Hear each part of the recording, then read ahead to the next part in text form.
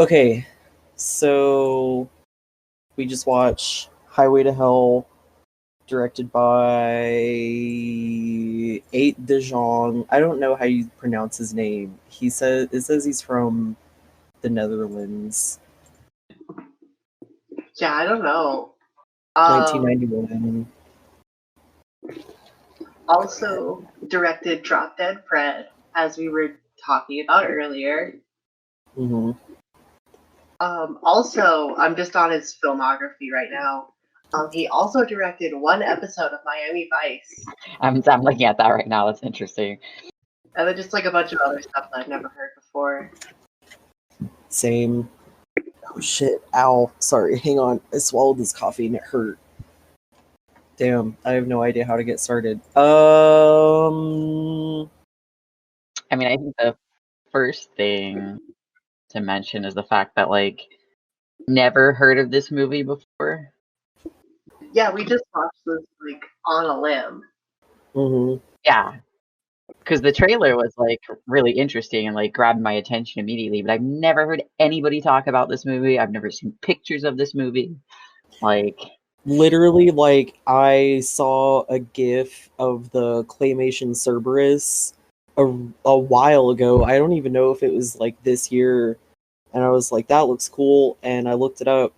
And I found a download for it. So I went ahead and just downloaded it. But it took me forever to watch it. I mean, the only reason that we even put it on was because I was showing y'all some of the movies that I had. And I think Mishka asked about it. And I pulled up a trailer.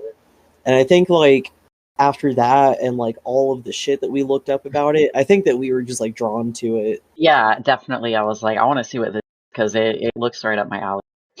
Oh yeah. And the first thing that you looked up too was the budget, right? Mm-hmm. Yeah, let me go look at that again, because it was very sad. Like, not exactly like what I expected. What was the budget? On IMDb, it says the estimated budget was $9 million. And what was the return on that? Worldwide, 26,000. That's so fucking. It's just so funny how there's like no information about this movie, at least not that we can like easily find. Yeah, I've been looking and I'm not finding very much. I did notice on the Wikipedia page that it did only get a video release. It was never actually released in theaters. Really? Oh, really? Oh, yeah. Okay, yeah, that makes way more sense on why this movie did so bad. I wonder why it only got a video release, though. That's so weird. Like, why? Like, I want to know. There's so much about this movie that I want to know. I know. I mean, maybe if I took some more time and actually like did like a deep dive and try to see like if the directors or anybody who like actually really worked on the film talked about it, but it's not easy to find for sure. Definitely. If it's out there. So it was a box office failure. Well, not even a box office failure. Didn't even get a B in the box office. Yeah. Weird fucking director from the Netherlands. Lots of like cameos. There was like Ben Stiller and like his whole fucking family. Gilbert Gottfried. Some other names I don't recognize because I'm 27 years old and not not like a 40-year-old director in 1991. I did like the cameos though. Like you could tell that they were cameos, but they were still really fun. I think Gilbert Gottfried as Hitler was really funny. I usually don't like care for putting Nazis in movies, but it's literally in hell. Oh, we should talk about what the movie's about. True. And y'all can do that. Okay, so it starts off. We have our two heroes. It's Rachel and Charlie. And I don't think are they teenagers or are they like? That's what I found like hard to figure out.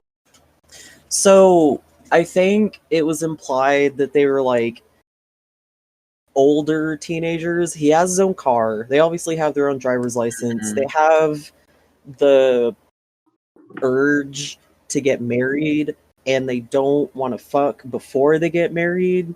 So I have to assume that they're like late teens, like maybe going on their early 20s. The actors that they picked were actually pretty good. Hang on, let me pull up who it was real quick.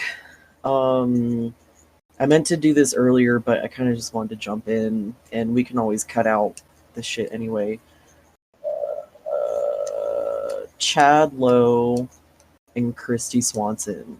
Chad Lowe, I just want to see if he's in anything I recognize. He has 66 credits, which is really funny. Apprentice to Murder, April Morning, CBS School Break Special, True Blood, 1989 True Blood. Oh, it's about a street gang. Okay. Highway to Hell, 1991. So, like, it looks like he was just in really small stuff, but he looks so familiar. So I just want to see if I can recognize anything else. Lots of after-school specials, it looks Weird. like. Yeah. Lots of TV series. One episode of Law and Order. He was in Hell's Kitchen. Yeah, 2019. Just thought I'd throw that out there. Yeah, that's a really good fact to throw out there. Thank you so much for looking into that. He's in Supergirl, the TV series. So, yeah, I don't know why I recognize him. I thought that he was maybe in other shit, but it seems like he's not. Mm-hmm. So, that's really interesting. Christy Swanson was in, right off the bat, she's in, like, Buffy the Vampire Slayer, Ferris Bueller's Day Off, The Phantom, Psych, the series. Big Daddy. Oh, okay. The Adam Sandler movie, Big Daddy. That's really funny. Anyway, the point I was trying to make is that these actors like don't look too old for their parts. Hey, I'm sorry to say, but the actress for Rachel is a Republican. Oh. It's disappointing. I just saw the personal life tab. Oh no. Like, oh, that sucks. Uh-oh. So it's Rachel and Charlie, and they're trying to get married. And for some reason, Charlie thinks the cops are after them. Foreshadowing. Yeah, definitely foreshadowing. They show the cop. I like the scene where the cop was playing an arcade game. That was pretty good. And then they go to the gas station. Yeah, they They're go on their to, way to what, Las Vegas? Yeah. yeah, they go to Sam's Last Chance, and they meet Sam, and he's like, "You kids, watch out for that highway to hell." Yeah, you gotta have your old man character warning you about some shit at the start of your movie. Absolutely. That's just mandatory. And he mentions that I can't remember if she was supposed to be his wife or his girlfriend. I think it was his girlfriend. They were like also on their way to get married. Oh, wait. You're jumping ahead for a second. First, what happens is they meet the old guy. They go to the gas station, and the old guy's like, "Your car is kind of shitty. Do y'all want to like hang out and I can fix your car?" And they were like, "No, you got to go to Vegas tonight." And that was when he was like, "Watch out. Over down the highway, there's two Josh." Funny because like, if that happened to him, and he sees these kids like in this car drive up, about to do the same exact thing that he did, that lost his girlfriend, why didn't he just like tell them? I mean, I guess it would have been kind of hard to be like, "Hey, just so you guys know, this isn't a hyperbole, but like literally, if you fall asleep or like go down this highway, you're gonna get fucked by this. You're gonna go to hell. You're literally gonna go to hell." Like, I guess it would be kind of hard to tell them that, but I mean, he did try really hard. He was like, "Hey," I just find it funny. He was like, "Your car's fucked up. This road that you're going down is really fucked up. It's late. Y'all look tired. He tried really hard. Trying to think. Yeah, and then they go down that road. Everyone starts falling asleep at the wheel. Then Hellcop shows up. Let's talk about Hellcop. I just love the name. Like, here's our villain character. Like, he's a Hell- cop from hell, but we're not gonna like give him a name or anything. He's just Hellcop. Like, That's literally who he is. He's literally just Hellcop.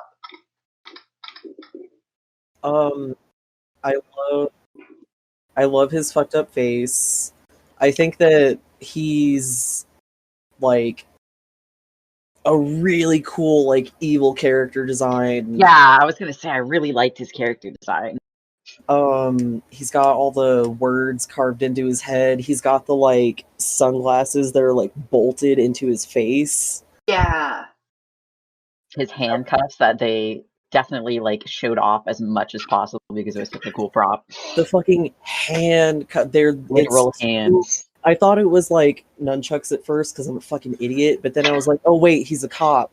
Oh, those are handcuffs. It's just two disembodied hands attached with a chain, and he doesn't ever use them to handcuff like her hands together. He just uses them to like secure Rachel to something. Oh, so what happened? Most of the time. So they meet Hellcop. They're just driving down the road, and Hellcop just comes up behind them and just fucking like takes Rachel. He takes the door off the car. He just rips the door off and just grabs her and leaves. Yeah. Like, it's pretty sudden how it happens. Yeah, like, he gets to hell within, like, less than 20 minutes, if I remember correctly. Or, like, about 20 minutes on the dot. Like, it happens very suddenly.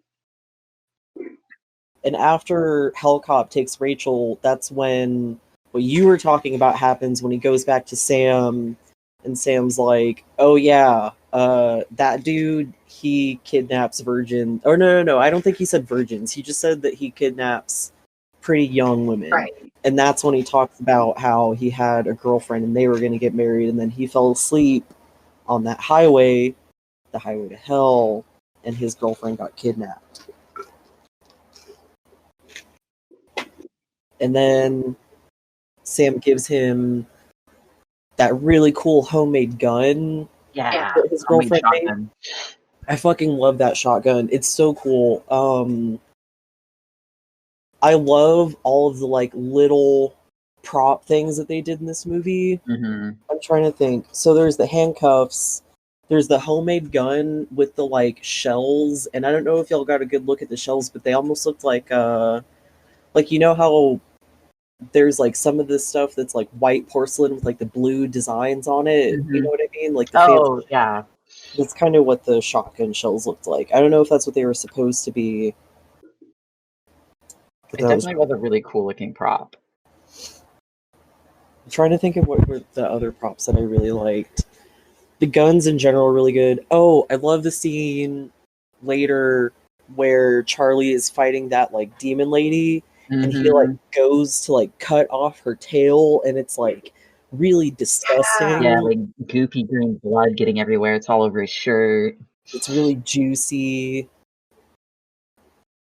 The like costuming and like prop design and all that shit in this movie is just so good. It's really good. That was one of the things I enjoyed the most. Something I was going to mention earlier too is that it's a movie that really enjoys like visual gags and puns, like the handcuffs. Mm-hmm.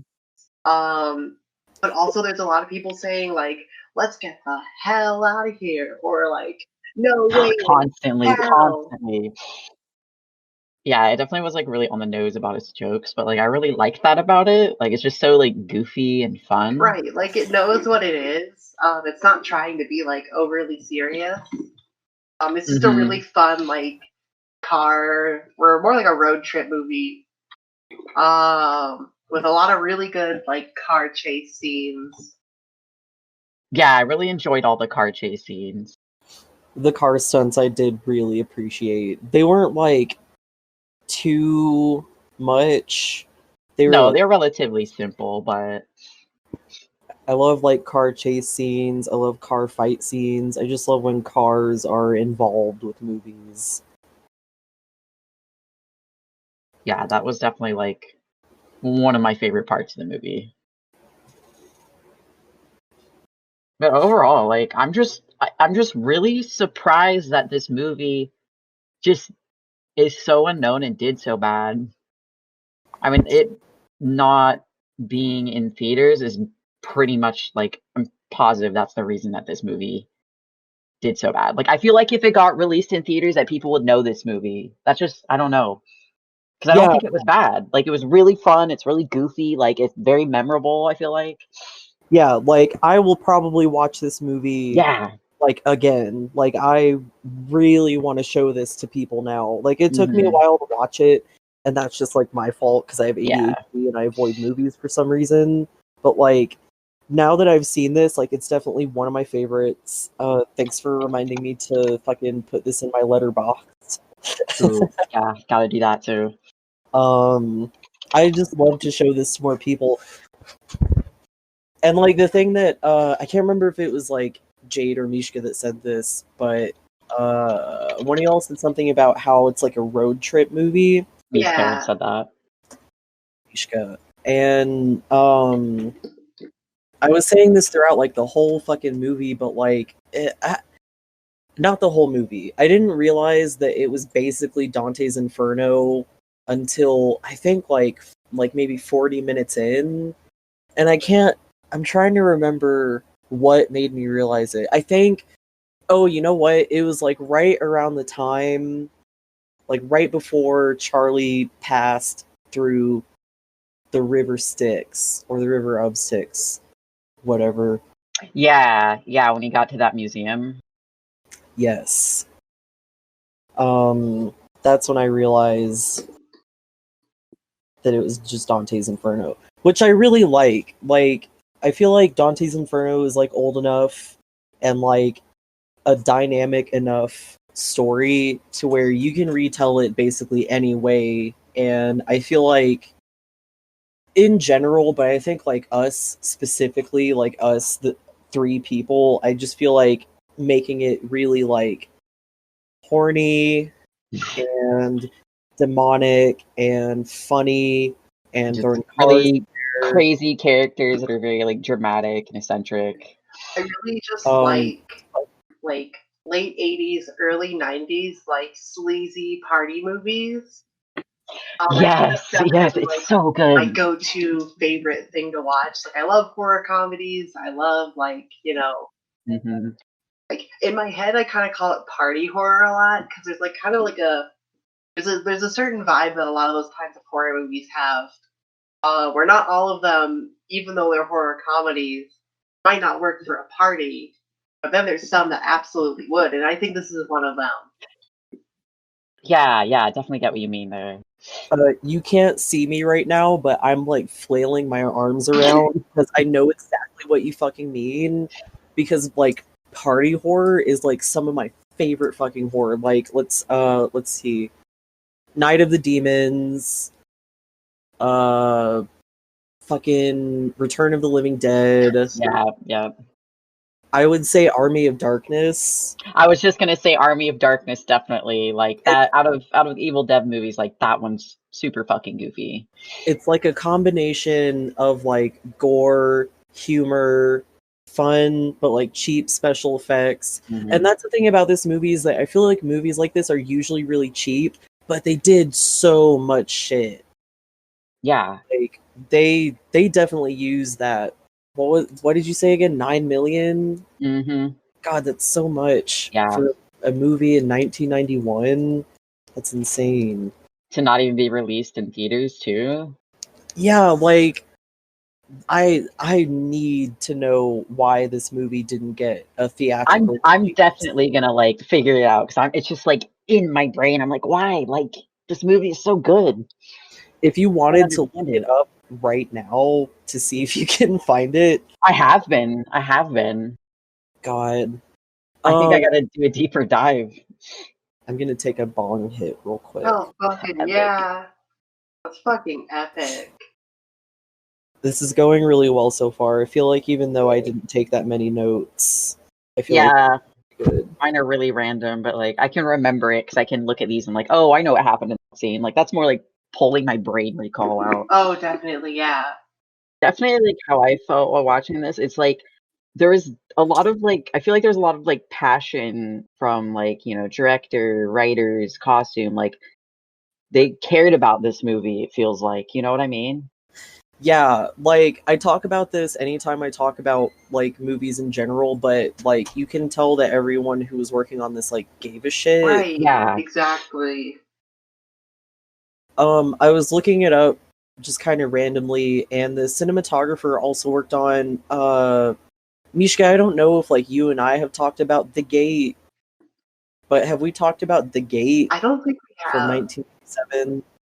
It's about like a bunch of kids and hell.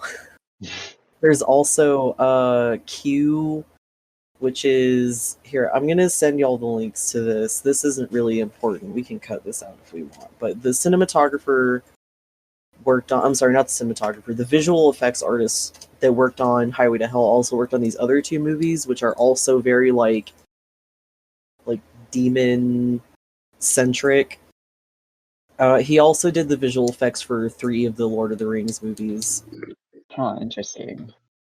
The producer also worked on The Good Son, which I don't know if y'all have seen that, but that's a pretty good movie with Elijah Wood and Macaulay Culkin, where Macaulay Culkin is literally like an evil demon child. Oh, that sounds fun. That sounds really good. It's really good. He's not like literally a demon, but he is like genuinely evil. The writer also worked on A Knight's Tale, which I didn't like. Nothing else I've seen. Oh, 976 Evil, which is a movie that I want to see. Nightmare on Elm Street 4. Forget which one that one is. The Dream Master. Okay, yeah. The editor also worked on The Thing, Escape from New York. So there was decent like people working on this movie. Yeah.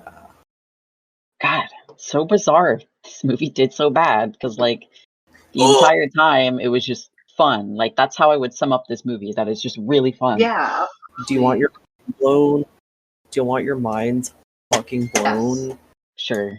So, hang on, let me double check. Okay, so the cinematographer was Robin Vigeon, also worked on Nightbreed. And how many times did we kept saying that the entire time, like, wow, this feels like Nightbreed.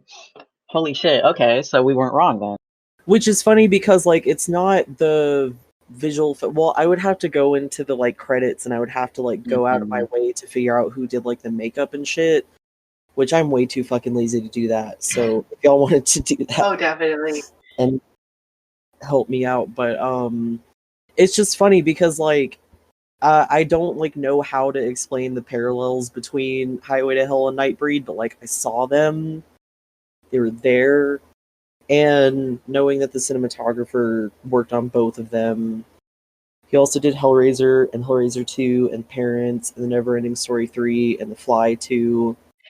So yeah, the more I think about it, the more I do actually see like the narrative like similarities, especially like okay, so like the main character's girlfriends are getting kidnapped to a, you know, alternate dimension world basically with weird people and demons and stuff. definitely. Well, technically pushing up my glasses right now, but technically in Nightbreed it's the boyfriend who gets kidnapped. Oh shit, yeah, you're right. Well, it's still like a similar thing. Well, the thing that I was thinking about... Sorry, I'm hitting the bong again. That was a very poorly displaced sentence. Hang on.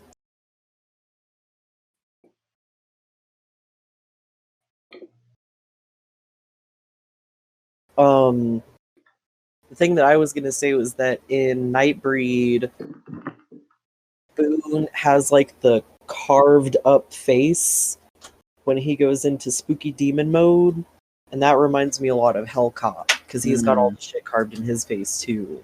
Yeah, definitely. I was gonna say that I feel like the writing in this was like surprisingly good. Yeah, like it's definitely like, you know, it's not like breaking new ground or anything. But it's like it's a compelling story, you know, it's really interesting. I liked the twist at the end where Diesel is revealed to be Satan. Who I don't think is even a character we've talked about yet. Mm-mm. Oh yeah, he kind of appears about what? When does he appear in the movie? Pretty early. Well, let's think back, because we already talked about the beginning, and then we haven't talked about how Charlie gets to hell. Oh, true. Which is when he does the Back to the Future thing, where he took Sam's car and just drove really fast on the highway to hell, and he just appeared there. That's how it works. Which was very like reminiscent of also like Army of Darkness, which I feel yeah. Because like when he first popped up in hell, like I was like, oh, this feels a lot like Army of Darkness right now. Oh, definitely. Yeah, a car like falling out of the sky, and he also had a shotgun. Just saying. True. Guns. And then that donut like cafe place. Yes. Which was a really good scene. Yeah, we got to talk about we got to talk about the part where Hellcop takes Rachel to that diner, and it's full of these like those fucking like nasty looking guys. They were all in like Confederate army uniforms or like cop uniforms. I can't really. I think there was a mix of both, because some of them looked like cops, but some of them didn't. They're all like covered in cobwebs, just all like rotted zombie looking. There was that one guy who had like the bandages over his eyes and his mouth, and his whole head was just like dripping and slimy. I love how like nasty this movie is. Mm-hmm. I'm surprised it wasn't like more nasty. Like I could have definitely handled like more. Yeah. But they still like, I think that they put a lot more effort into like just getting the costumes to like look good. Yeah, definitely. Like that is something I noticed consistently throughout the movie, especially like even in just like short scenes like that one, like all the rotted cops in that cafe place, like there was a lot of effort put into those costumes for such like a short scene. And then Ben Stiller's dad is in that scene too. Oh, Ben Stiller. Yeah, Ben Stiller is in that scene. Actually, the entire Stiller family is in here. It's him, it's his sister, and both of his parents actually. Oh, really? Who is his mom? And Mira. I don't know how you pronounce that. Was she the waitress lady? Hold on. Waitress in Pluto. I don't remember that person. Okay, yeah. I was gonna say that I loved the scene where Ben Stiller's dad is like, "Get me some coffee, fill it to the rim," and then the waitress is just like telling jokes, and she's like, "It's a funny joke. If it's a funny joke, you should laugh." And he's just like, "Give me my fucking coffee." Yeah. And everyone in the diner, like the waitress gave Hellcop some coffee, and then everyone in the diner just starts like crowding around him. I don't know. There was just a really funny detail. Like all these people are just like literally dying for coffee, and this waitress is just like not giving it to them. Like that's just I'm only like just now realizing that that's like definitely like a hell punishment thing. Yeah, like it definitely sets the mood too for like this is what our hell is like. Like this is the kind of hell we're making in this movie. Yeah, like all of the different like punishments that they have for different stuff. I'm gonna have to like think about that the more we talk about it, because I'm sure that there's some stuff that like I didn't notice. But God, yeah, like being in a diner and just like really wanting some coffee and like not being given coffee, that really does sound like that really does sound like torture. I'm literally drinking coffee right now. God, I gotta make some more.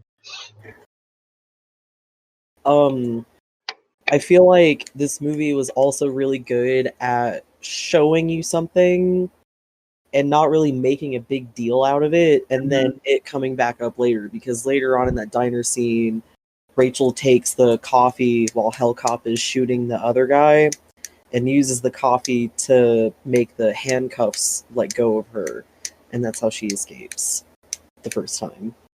The first time. Actually, I guess, yeah, she does escape more times, but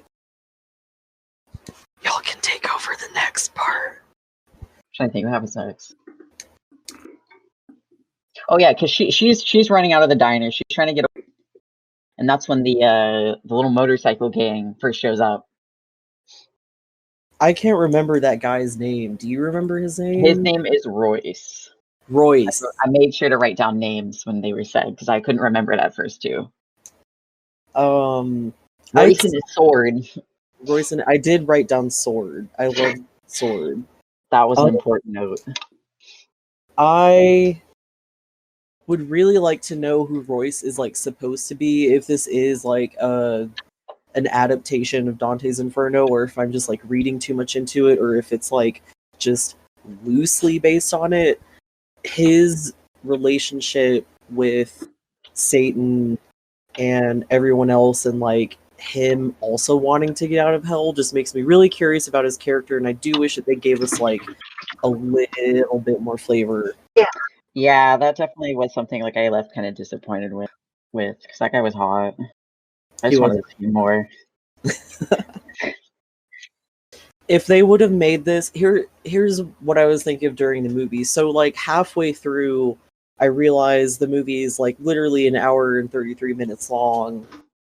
And I was kind of surprised. Like, I felt like by the time we were halfway through that we had seen more than like 50 minutes. Mm-hmm. But I don't know if I started to get kind of tired because like I looked away a few too many times to look something up and I kind of got lost, or if too much stuff happened, or if it was paced poorly. Because I feel like I said, like, during the movie, it was paced pretty well, you know, for someone who has ADHD. Right. Mm-hmm.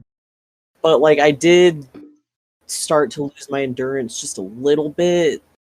We've already, like, talked about what has happened so much. Well, like, so much happened. So I'm trying to think. So the club. We didn't talk about the club scene yet because that happens after the motorcycle gang met. Yeah, 'cause they meet Royce, and Royce is like gonna kidnap Rachel, and then he just gives her back to Hellcop, and he's like, "You owe me."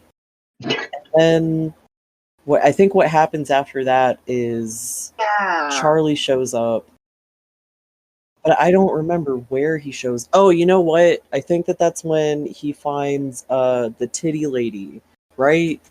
Oh yeah, the titty lady, and then the ice cream guy attacks her. Yeah, that I feel like that scene didn't need to be there. I feel like like it's fine that it was there for context. What happened? He pulled up to her, she was hitchhiking, and she was like, "I can help." And he was like, "Okay." And then she's like, "Wait a second, I have another guy." And then that like evil ice cream guy showed up, and then they had like a fight, and then Charlie shoots him in the head, and then the scene is over. Yeah, it's kind of just there. So I'm wondering if that was supposed to be like establishing the vibe of the world that they're in now, just very like chaotic and like lawless and horny. Or if maybe there's like more to this movie that didn't get put in. True, I didn't think about that. Because with like plot elements and like certain characters, they did a really good job of being like, okay, here's the thing, now forget about it. And then the rest of the movie happens, and then they're like, oh, hey, remember that thing? Here you go. But they didn't do that with those two people. So I'm pretty sure it was either like just like a cameo moment, or like it had to have been just like a quick like, hey, check it out. This is how fucked up hell is. Yeah. Yeah, because I can't really think of how that would be relevant in any other way, despite like, because that happens like right after he gets in hell, so maybe just to establish the world more. Trying to think of what happens after that. Like, He's trying to get his like car is all fucked up, and he pulls up to that telephone to like ask for help. Oh yeah, he has no gas in his car. That's what happens. His car's all banged up. He has no more gas. it's oil, actually. Whatever.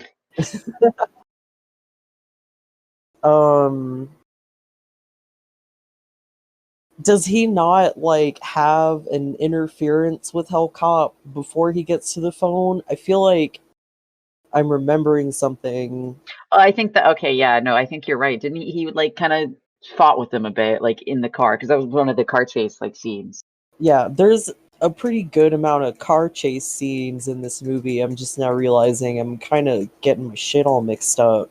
Yeah, I mean, a lot happens in that movie. There is so much happening. I should have been like writing down like bullet notes of just like what's going on in the plot. Okay, yeah, I'm looking through my notes here. Yeah, there was a scene with him and Hellcop, and that's why his car got all fucked up and he wasted all his gas. Because she's in the because his girlfriend's in the back seat and he's trying to get her. Mm-hmm. So let me think. Yeah, so something happens, and then he finds the auto service phone in the middle of the desert. And then Beazle shows up. Yeah, Beazle shows up, takes his car, he has a kid, and then Beazle fixes his car. I guess we should talk about who Beazle is. Before we do that, I just wanted to say that I really liked the joke when he was calling the roadside assistance. And the guy's just like, well, you better start walking, nerd. Walk! Walk! Yeah, that was actually really good. I did really, really like that. But yeah, he meets Beazle, who definitely is not suspicious whatsoever, very trustworthy. And he has his young ward Adam with him. Little, small, very excited child. Actual child. An actual child. An actual child. He's in hell because Hellcop brought him there. For some reason, I don't really know why. I think it's because Satan wanted him to be like his apprentice or whatever. Yeah, it was established more towards the ends of the movie. Like that's who Royce is. Like he was a failed Satan apprentice, and that's what Adam's supposed to be. I'm getting the feeling that like Hellcop is like he just does shit for Satan. Yeah, he's that seems to be what's established. He's like a little handyman, sort of, but like not that way. I'm trying to think. So Beazle fixes Charlie's car. Then Charlie's like, okay, I'm out of here. I'm gonna go get my girlfriend. And then Adam just like pops up into his car. He's like, hey, buddy. Oh, this was the point where they pulled up to another one of the punishments where people were getting punished for doing sinful things because they thought it was for a good reason. There's a lady that has sex with her husband's boss because she thought it would get him promotion. There was that guy who let his daughter drink bleach because it would teach her a lesson. There was another lady, but I can't. Oh yeah, a visual joke I really liked is like when in that scene, like I don't know what it is. It's like some sort of machinery, like compactor thing. On it, it says what was the name? It was like a company name. I think it said Good Intentions Paving Company or something like that. Yeah, which I thought was really funny. Like I don't know. I just that humor is so funny to me. I like it. I really like it too. That was really good. I'm glad that you could remember the name because I definitely couldn't remember the name. And yeah, they just like throw the people into the like crushing part, and then it just like rolls out like gross pieces of their body on that thing. And then at that point, they just like leave. I think that it's just one of the things that Charlie sees. It's just another like world establishing thing, but also it's really funny. Yeah, it's really fun. I like that. I love that like the servants of hell are all just like identical Andy Warhol guys with like high vis vests on. Yeah, that was really good. I don't know like what the joke is there, but like I love clowning on Andy Warhol, so I'll take it. And then what happens after that? They go to that club, that bar area. Oh yeah, so because Charlie's following Hellcop this whole time. So like, you know, they're going from like location to location like throughout the movie because he's always like one step behind him. I like somehow didn't put that together. I was just thinking to myself like, why did they go to all these fucking random ass places? It's literally because they were following Hellcop, who's had Rachel the whole time. Yeah, so Charlie goes into this bar, which has, I just love like Mishka, you were saying it earlier, like 80s to like early 90s movies, like club scenes are just really fun. Yeah, and this one's no exception for sure. Gilbert Gottfried's there, and he has a cameo appearance as Adolf Hitler. No, he's not Adolf Hitler. Remember, he said. Oh yeah, no. He's Bob. And he's like 12. I think that he was 12. I don't even remember. He likes to listen to metal music and play air guitar and dance around in his underwear. I'm glad you guys wrote all of that down because I immediately forgot that.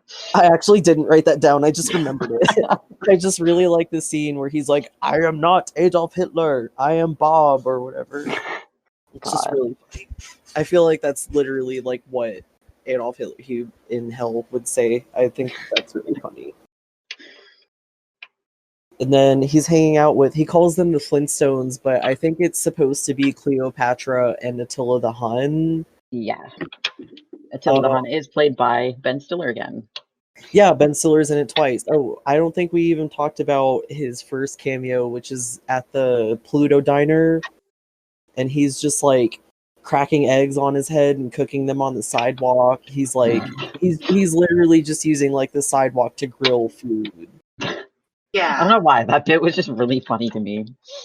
It is really, I mean, it shows you how hot Hell is, and also he's a weirdo. I just love, his character was just really funny. Yeah. Ben Stiller can be funny sometimes. The club, Charlie finds Rachel in one of those cages that the dancers are in. Yeah, so there's the go-go dancers in all the cages, and oh, I know what this is. Okay, this is not going to be a very good explanation because I don't remember exactly what happens, but one of the punishments in Dante's Inferno is for like lust, and it does involve like hellfire specifically. Not every punishment for every sin involves hellfire, but I know that the one for lust did. So I think that was supposed to be like the specific layer of hell for like adulterers and like people who had too much. That's definitely like the feeling I got from that scene, like it was trying to be. Because like there was the one scene where one of the guys tries to touch the dancers through the cage, and the cage says like touch at own risk or whatever, and like literally his hand caught on fire. Right. And then that was when Charlie found Rachel in one of the cages. I wonder if that was supposed to be like where she was supposed. Oh, you know what? Never mind. I think that was literally just a trap. I was gonna say, I wonder if she was supposed to be there, like that was her role, like that was why they kidnapped her, was to be like one of the go-go dancers. But I think literally Hellcop just put her there to trap Charlie. Yeah, that makes more sense now. Yeah, because that's when Hellcop pops up and then shoots Charlie in the chest. Yeah, so he just like straight up just dies in that scene. But luckily our good friend Beazle is there. And he helps bring Charlie back, which actually brought one of the parts of the movie that like really confused me. Is that like Adam is like really excited to like learn how to like heal people or whatever, because he's like, oh, I want to help you fix him or something like that. I can't entirely remember. But also at the same time, he like wants to leave, and I'm like confused, like what was like going on there. I mean, he is just a kid, so like they probably didn't really like think about it too much. Mm-hmm. But like, they don't really like establish Adam's motivations that well. Like he just kind of does what other people want him to do, which like does make sense for like a kid, I guess. But especially a kid who's been like through the experience of Satan, or not Satan, but Hellcop, like killing his parents and then, you know, taking him to hell and being like, okay, here's your new dad. Bye. right. But like, I do know what you're saying, and I do like get that. I think he's just supposed to be like, you could easily imagine Adam's character as like an animated kids movie protagonist, or like Yeah. or like a co-star or co-character. Definitely. I think it's just like a little bit confusing because you don't see any other kids in this movie really. No. So Like, he does. he's the only kid. Yeah, so he doesn't like act like anybody else in the movie. That definitely does make sense. And then,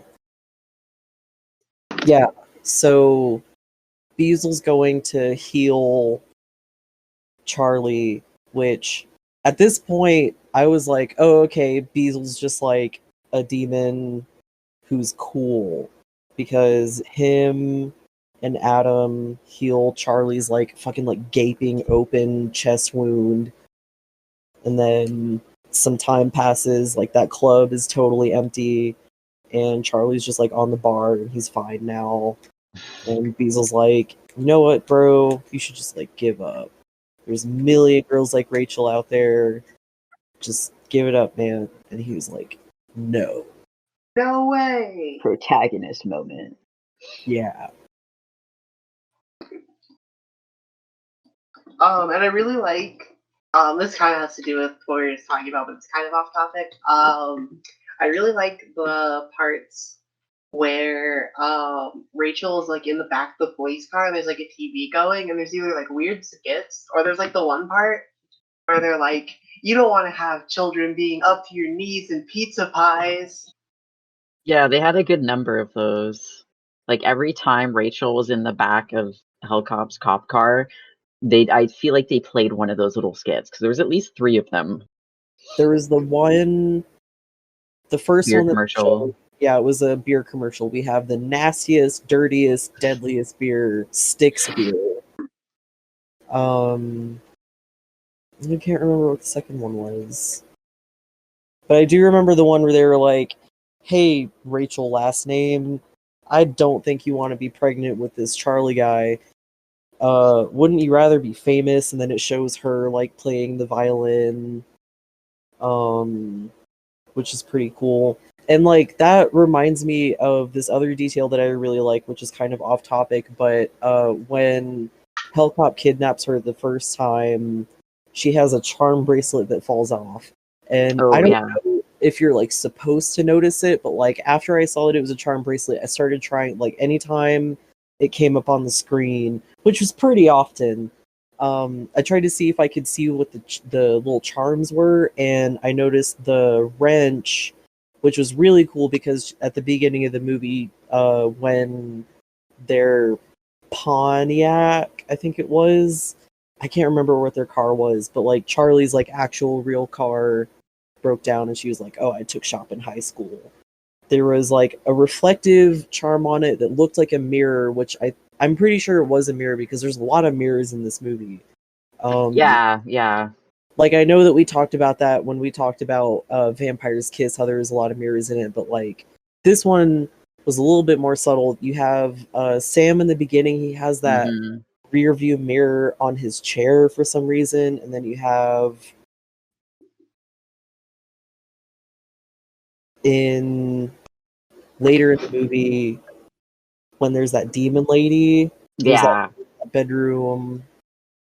So I'm pretty sure it's a mirror. And then what is the other one? Oh, the other charm is a violin.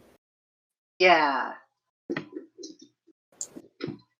That's all I have to say about the little charm bracelet. I just thought it was a really a really nice detail. There's a lot of like very like I think like minuscule details in this movie that I really appreciate, and I would just be really interested to see the universe where this got a theatrical release. Yeah, because like I'm wondering if there's any sort of interviews anywhere of anybody talking to anybody that worked on this movie, like anybody. Yeah, I I know. feel like there isn't.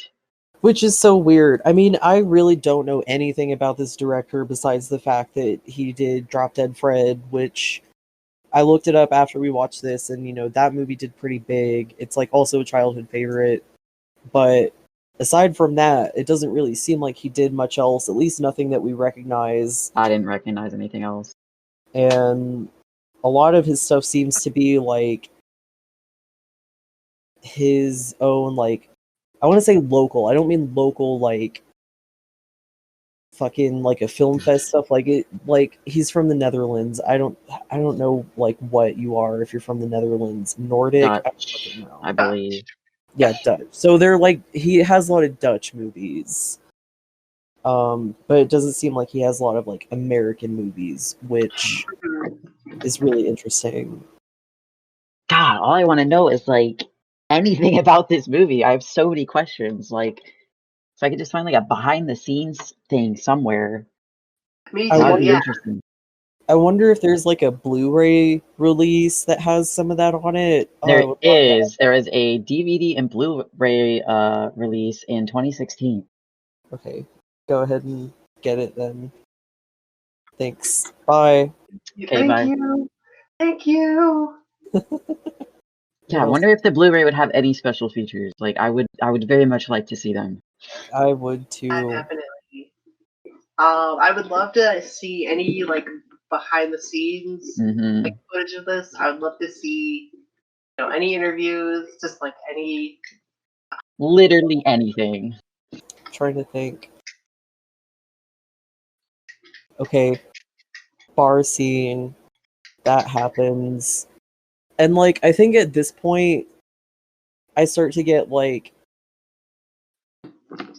kind of mixed up on what happens because I legitimately can't remember what happens like directly after Charlie like leaves that bar. I think he has to leave Adam with Beazle, so at that point he's on his own. Oh, okay, and then it shows the shot of Hellcop on the highway, and it shows all the highway signs, and he's on his way to the River Styx, and there's also like hang on, I actually really want to pull up that shot real quick because I thought it was really funny. Sorry. No, it's fine. I'm trying to remember what happened this like after the bar scene too, because I also feel like I got a little bit like lost on like where it was going. Okay, so this is the part where Adam shows up and he's like, "Oh yeah, Hellcop took my parents," and then bar scene, and then casino bar or whatever. Okay, Hellcop is there. And he leaves. Okay, and that's when Beazle shows up, and they're like, "Yo, help this dude out. He's gonna die." And then he leaves. Oh, I'm pretty sure. Yeah, okay. Yeah, Royce shows up. Okay, yeah, and that's where I was like, there was some like character development stuff starting to happen. Yeah, that's when Royce starts talking about like, I want to go back up. I'm the guy, and then Beazle's like, "You're not the guy." Yeah. And then that's when another car like chase scene happens with the motorcycle gang attacking Charlie. Yeah, and he gets to that big fucking cave. Yeah, the movie really slows down a little bit. Yeah, I think that is when I started to kind of lose my endurance because, like, I do really like when he reaches this cavern, and it also says nowhere. I'm sure that that's a Dante's Inferno thing too, but I can't really fucking recall that at this moment.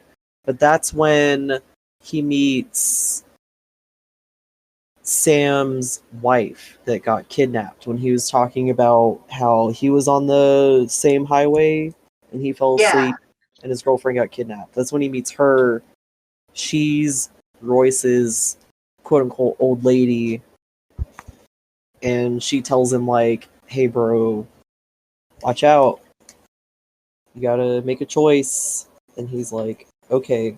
And then he finds Rachel on the bed, all tied up. Okay, yeah. Now I remember. She's like, oh, if we have sex, Satan won't want me anymore. It's true. But Hellcop busts in anyway, and they have that fight. It's a pretty short fight scene. Doesn't last very long. Not like you'd expect, at least. Yeah, right. I think Charlie shoots him with his own gun, and then Hellcop picks him up, literally like swings him around in a circle and like throws him up against the wall. And Charlie picks up Hellcop's gun and then shoots Hellcop, and then Hellcop like fucking he just like teleports. Like, it's really funny, the effect. So it doesn't look like it hurts, just like, oh, you got me, and he just like kind of like wobbles and disappears and like leaves all his gear and shit behind him. Right, and he only hang on, I'm trying to remember if Hellcop used that gun, because I know he used it in the Pluto diner scene when he makes Ben Stiller's dad disappear or die. Like, I don't think we actually know what this gun does. We don't. It you doesn't just look disappear. like it doesn't look like it hurts. You just leave. So it's the timeout gun. I love the timeout gun. I need to get a timeout gun. Be pretty useful. And then at that point, I was like, wait a second, there's still like 40 minutes left of this movie. This like can't be end. And then Rachel and Charlie start making out, and she's like, I want you to fuck me so bad. And he's like, hang on, wait a minute, because at the beginning of the movie, he wanted to fuck in the car, and she was like, no, like, we should wait until we get married. Yeah. Oh, true. I didn't even remember that. I remembered it for you. Oh, thank you. Oh, you're so good at remembering what happens in movies. Thank you so much.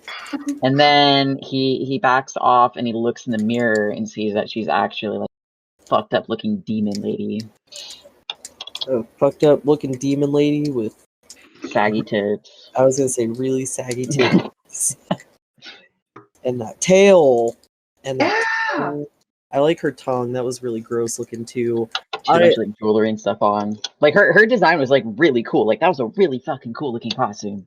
I was literally gonna say like that. This was the point in the movie where I really got to appreciate the like effort that they put into the costumes and the design, because like usually in a movie when someone has a fucked up tongue, I'm like, oh, that's like a prop in someone's mouth. But like her little like forked tongue came out and like flicked, and she had like fucked up demon teeth, and like I didn't for like a second really think about the fact that it was a costume. I was just like, whoa, she looks like really cool. I didn't really think about it until she's trying really hard to fuck Charlie, and she like wraps her tail around his neck. I hit the microphone because I got so excited.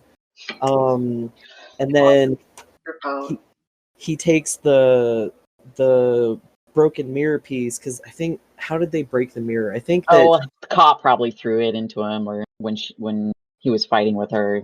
Yeah, something happened. He took a broken mirror piece and then he cut her tail off. That part was so fucking disgusting. I love it. He shoots her too. He picks up his shotgun that he drops her into the bed. And she like falls into like a pit with like fire and shit. Yes, the like sheets and stuff reveal to be like that big like demon pit, I'm assuming. Yeah. Which is funny because if you think about it, if he would have like fucked her, like that's where he would have gone. Yeah. So I didn't really think about that. And then what happens after that? Yeah, that's where it does get a little bit foggy. Like he wanders back out of the cave. Yeah, he just leaves. Hellcop's car disappears. So I think that was like it's literally not meant to be a waste of time for Charlie. Yeah, usually in movies like this, like that have characters in them, really like get attached to the characters. I just kind of like see them as characters, but I feel like there's a lot of like effort put into fucking seeing the like road signs on this highway. I noticed that when we were watching. So that's actually really cool. They've got the Styx Expressway, Inferno, Pandemonium, Pit of Misery, Depths of Despair. Tag yourself. I'm the Pit of Misery. I'm Pandemonium. And take me to the Inferno. This is the point where Charlie left that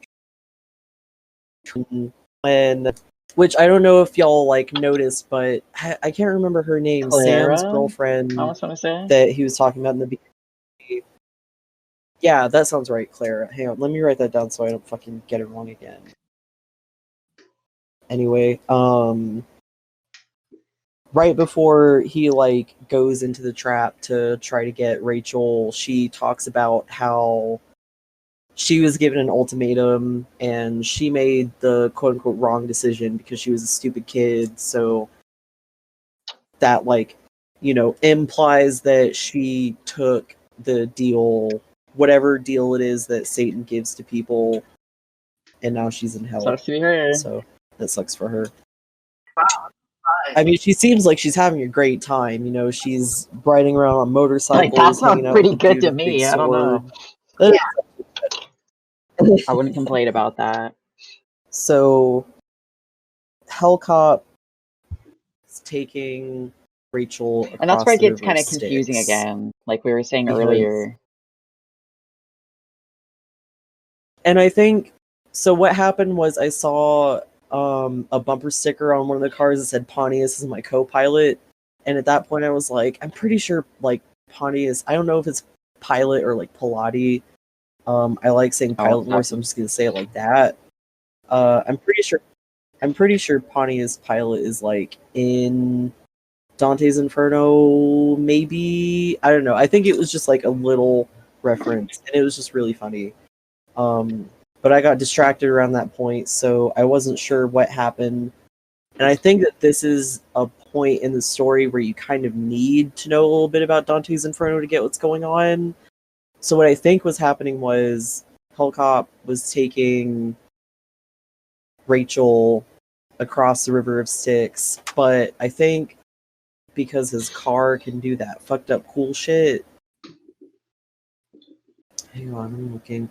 Oh yeah, okay. So there's the river, which is between those two big ass caverns, and the Hellcop car can it can fly basically, and Charlie's cannot. So that is how he got down to like the actual river. Oh, okay, yeah. Okay, I feel a lot better now that I like. That makes a lot more sense. I'm less confused now. So yeah, he's following him on the highway, and then at that point, he can't do the same thing that Hellcop did. So that's when he went down to the actual River of Styx to cross the River of Styx. But he doesn't even fully cross it. Like, he gets on the boat and hangs out for a second, and then he jumps out of the boat and like goes down another cave. Like, that's true. Oh yeah, he fights, or doesn't really fight. He has to get past Cerberus before he crosses the River Styx, which is a really fun scene. I love that they went all out and did like a whole claymation Cerberus. Yeah, I really, cool really appreciate that. It's literally the reason I like saw this movie is because I saw a GIF of that and I was like, damn, this looks like a cool movie. And I was right. Really miss when movies would just like fucking like only I miss that so much, God. For the most part. Like, it just like, a lot of the time, like, sure, it doesn't like look as like realistic as like, CG can get, but there's just something that feels so much more organic and just something that I like appreciate like miles more than I will CG.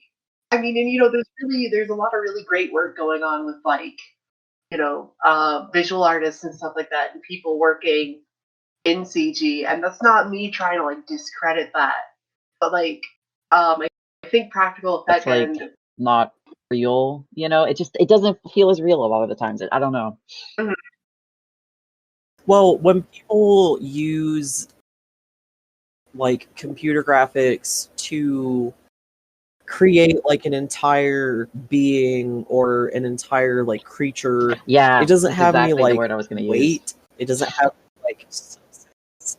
It just doesn't. It's difficult to be immersed, and with practical effects, even though you have like literally like the Cerberus, it doesn't look like shit, but like Mm-hmm. it's obviously claymation. It reminds me a lot of like the really old like dinosaur movies, but like it was keyed in so well. I feel that's another thing about this movie is that like anything like the miniatures, the giant like cowboy thing with the gun at the bar casino, like everything was like keyed in so well. And other movies it's like, oh, that's a fucking like tiny little claymation guy, like blue screened in.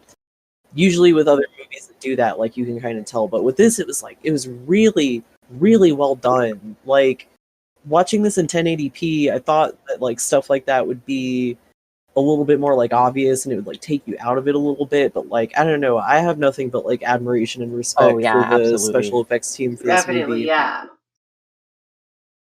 And like it just goes back to what you were saying earlier that like this movie was very obviously made by people who give a shit.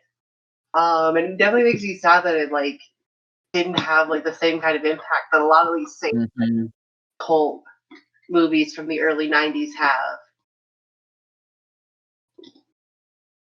Yeah, like that is definitely like my takeaway from this movie is that I'm really glad like you thought of that one GIF you saw and we just decided to all watch it because like I really enjoyed this. I'm really sad that it's not more because I feel like it deserves that. Definitely. Right. I would really love to like get people into this more. I know I've already said it, but like I would just love to share this with more people. It's really fun. So crosses the River of Styx. He's going to Hell City because that's where Rachel is. Yeah, and that's another really great miniature is the Hell City like skyline. It looks really fucked up. I mean, you could tell it was a miniature, but it was fine. And then he goes in there, and there's all the like old military people for some reason. I didn't really get that. Oh, at least I'm pretty sure that's what it was meant to be. Because like when Charlie first walks into that place, you see a green apple with a bite out of it, like in a glass case. Which is religious. He bit that damn apple. I do really like that detail, though. That was really good. I didn't really think about it at first until you had like mentioned it while we were watching the movie, and I was like, "Oh shit, that's right." Because we're in hell right now. Whoa!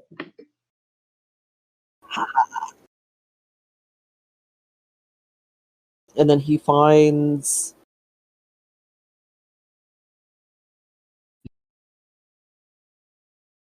I almost called her Sheila. I don't fucking in that room playing the violin, and he sees or she sees him. She thought he was dead. He like checks a mirror, which is like conveniently right there. So what happened is, I don't need you, Charlie. Go the fuck away. Charlie was like, okay, I'm gonna take Rachel with me though, and he was like, no, you're not. And then so Charlie's trying to get him. They want to take Adam with them.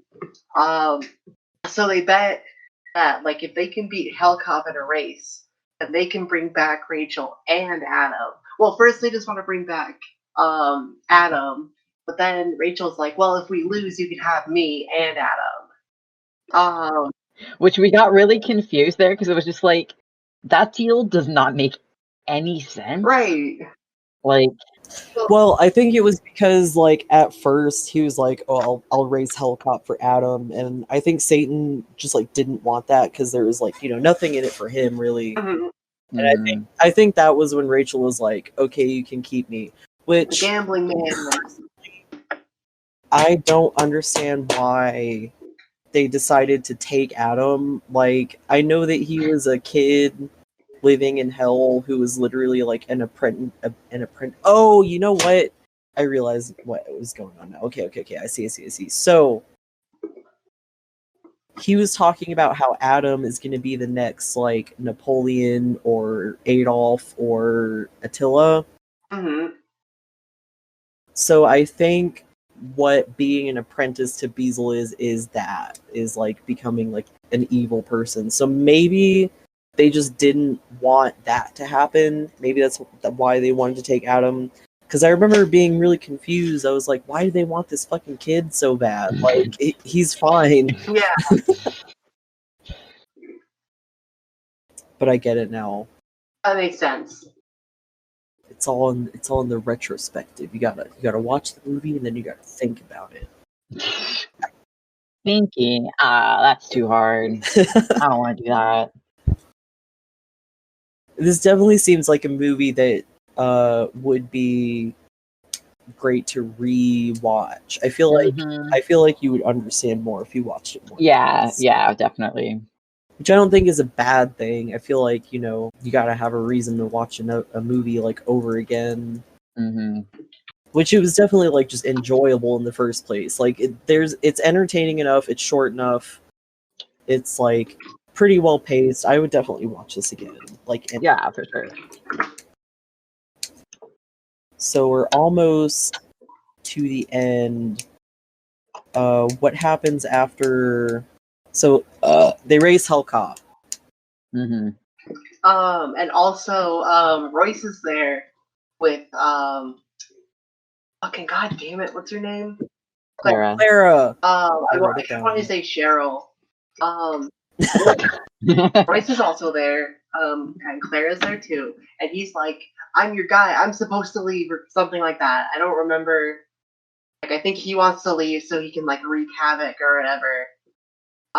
Yeah, he just wants to impress his dad. Yeah, he really just wants to do good by He's Satan. not really having it. He's like, you need to stay here because you have disappointed me. And this makes Royce mad, so he just like grabs his sword, just goes full throttle on his motorcycle, and he basically catches up to our heroes. And he's starting to like stab through the car, which I thought was interesting. How strong would that sword have to be to go through that car? But he's basically trying to kill Adam specifically. And then all of a sudden, harps start playing. Everything. We go into flashback mode. And remember when Sam was like, "There's something special." Or check under the wheel or whatever. There's something special. I can't remember. Or check under. No. Wait. Sorry, I'm getting ahead of myself. So they're trying to shoot Hellcop at the same time. There's just a lot going on in this movie. It's hard to like. Yeah. Yeah, I'm glad that the chase scenes before this like weren't too meaty because I feel like at this point they were starting to put like a lot of shit in there. Like they had Royce and Clara on the motorcycle, and yeah, Royce is trying to stab the kid to death through the car, and then Clara takes her lesbian flag scarf and like puts it over Royce's face, and then they both fucking die because they drive off of the cliff that they are also driving on, and it cuts to them and Royce has a sword like through his body and they're just fucking dead. So at that point they're trying to shoot Hellcop because Adam's like, if you shoot his sunglasses, he'll die. I don't know why they didn't bring that up before, but now they're trying to shoot his sunglasses. I think they miss every time or something like that. They're on the last bullet, and the last bullet falls under the seat. So while they're searching for it, now the harps start playing, and we go into flashback mode. And we're back with Sam. There was no flashback. This was just my brain. I get what you mean. Crack Sam, and he's like, "Oh, there's something special under the seat," and it kicks into nitro mode, and they're able to win the race, and they make it back. And then the movie's over, right? Not quite. That's not all. The cop, I guess, like no time has passed because the cop is like still there. He's like, "What do you think you're doing? Get out of the car! I'm gonna arrest you!" Even though he's not even questioning that a car just like disappeared out of thin air, and then several seconds later came back with like more people in it. Like, did we even like bring up the cop in the? I forgot the like real cop. Yeah, I forgot he even existed because he was there for literally like a second at the beginning of the movie. We all predicted it, but I still think it was like a good little bait and switch scene at the beginning where Charlie gets pulled over by a cop, and we think it's going to be Hell Cop because he's like on his way to hell, or he's trying to go down the highway to hell. But it's actually a real cop, and he points a shotgun at his face. So now Charlie's in trouble, but he speeds away. He goes to hell. We forget about that, but he comes back, and he's still in trouble. So he starts handcuffing Charlie, and then our good buddy Hellcop comes back because Hellcop's mad because he just made his boss Satan very upset. So I think like Hellcop I think Hellcop kills the real cop. Oh yeah, he just straight up murders that guy. Yeah, he like picks him up and like throws him, and I think he just dies on his own cop car. Yeah, because he like lands like on his back on the cop car, and then it shows him, and he doesn't move, and he's I'm pretty sure he's just like fucking dead. But at that point, the Hellcop I think is like trying to kill Charlie. But then Rachel pops out the shotgun and shoots his glasses off because she found the bullet, and then Hellcop explodes. I love the way he explodes. Like, he gets shot in the face, and there's just like blue light streaming out of his like eye holes in his head, and then he straight up just explodes. It's so good. It's ridiculous. Such a good fucking movie villain death. It reminds me a lot of like I don't know if you, Jade, have ever seen Brain Damage, but Mishka, we've watched Brain Damage, right? Yeah. You remember the part towards the end where like his head starts like glowing and he also explodes? Yeah. It reminded me of that. It's not important. I just like to bring up Brain Damage anytime I get an opportunity. I was thinking about that yesterday. We should watch that again soon. We should watch it. It's really good. I love Basket Case. I love Brain Damage. I have mixed feelings about Frankenhooker. So yeah, Hellcop explodes, and then at that point, they're like, yeah, we did it. And then they did it, and then the movie ends, and then there's the epilogue. They start a pizza joint. Rachel plays violin for the customers, and Charlie invents like 3 different arcade games that are all like based on the trip to hell that he had. They adopt Adam, and I don't remember what else the epilogue said. Actually, I was going to say they don't adopt Adam.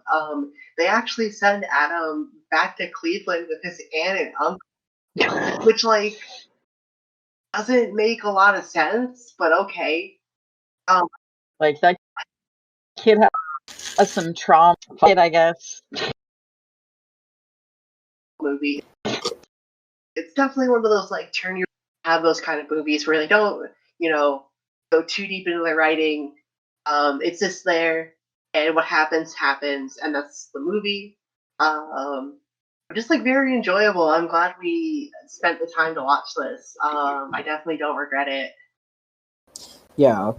And again, like there's just so much there's so many like little details. It was visually like very fun. You can tell like where the budget went.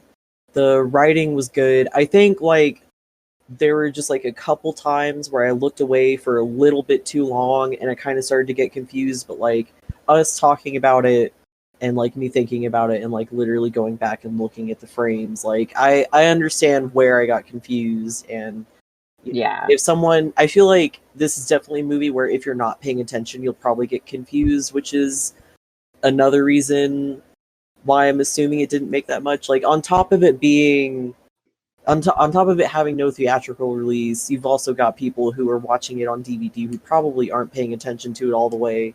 And like, I love this movie now, and I looked away for like 2 seconds and I still got confused. So imagine someone who's like not really into it, looking on their phone and shit. They probably have no idea what the fuck is going on in this movie. Yeah, for real. But I really like it. It was very like comic booky. It was very like schlocky, but not in a cheap way. It was a very expensive schlocky movie. Definitely. Definitely just a really good hidden gem for sure. Oh yeah, for sure. Yeah, I really suggest this to Nightbreed fans, Hellraiser fans, ancient mythology fans of practical effects, fans of movies with car chase scenes, fans of hating cops. Exactly. Like fans of hell and Satan. Fans of really attractive protagonists. Guys with swords, if you like those, there's one of them in there. Oh yeah, if you like motorcycles or if you like swords. If you hate Andy Warhol. If you like obscure Ben Stiller appearances.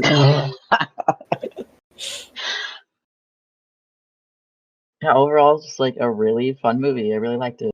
Yeah. Woo! Really good. Do y'all have any other thoughts? I think that sums it up for me.